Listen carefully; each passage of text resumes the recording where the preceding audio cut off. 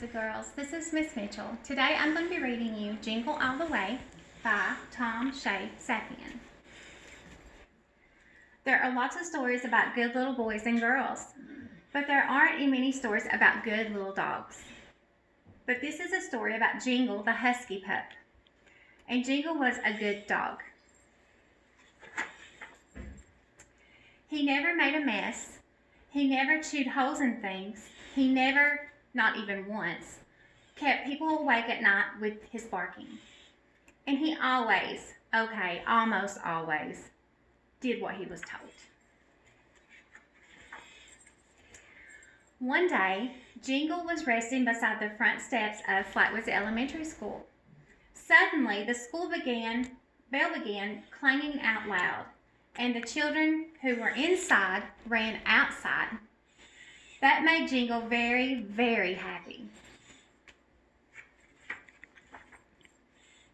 So he came back the next day, and the same thing happened. The bell rang, and the children hurried out. It was amazing.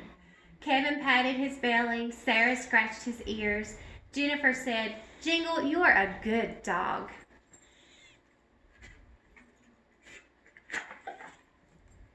Jingle loved to bark hello.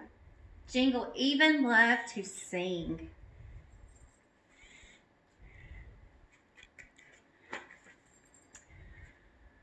But what Jingle loved most was being with his friends. He liked to race Kevin to the edge of the schoolyard, but every day Kevin said, "Bye, Jingle, it's time for you to go." Sometimes he followed Sarah to the school bus, but Sarah only said, "Sorry, Jingle, I've got to go home." One snowy day, Jingle even dashed all the way to Jennifer's house. Jennifer laughed. "Silly dog. Jingle, you've got to go home."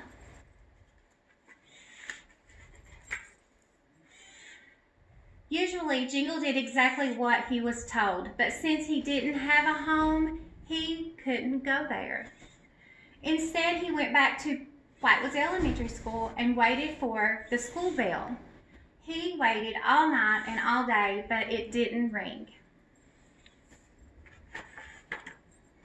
Jingle decided to look for his friends. After all, they were the closest thing he had to family. He searched everywhere, but the kids were nowhere to be found. Then Jingle remembered seeing a very long line of kids at the store. What were they waiting for so patiently? What is important? The very thought of finding his friends made Jingle want to sing. But when Jingle arrived at the store, there were no children. There was only a colorful storefront window and a whole lot of quiet.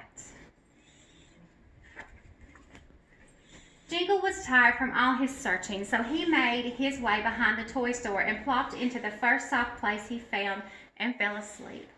And even though it didn't feel like home, it was quite cozy. Moments later, someone carefully lifted the bag Jingle had snuggled into. "Well, what have we here?" a voice spoke warmly. "Someone all alone at Christmas?" Placing the green velveteen bag in the front of his sled, the man remembered a letter he'd been given earlier that day from a good little boy at the toy store. "Ho, ho, ho," he said to himself. "This gives me an idea." He wasn't sure what was going to happen, but suddenly Jingle felt very, very happy. The next morning, Jingle was surrounded by the smell of pine and peppermint. There was a fancy collar around his neck with a bell that jingled whenever he moved. But the best surprise of all came when Jingle saw Andrew, one of his friends from school. "It's Jingle," Andrew said. "Jingle, you're such a good dog." The two friends spent the rest of Christmas Day playing together, Jingle's bell ringing merrily all the while. That night, before Andrew turned out the lights in his room, Jingle hopped onto his bed. Andrew said, "Jingle, stay," and Jingle did. That's it, boys and girls. I hope you have a Merry Christmas.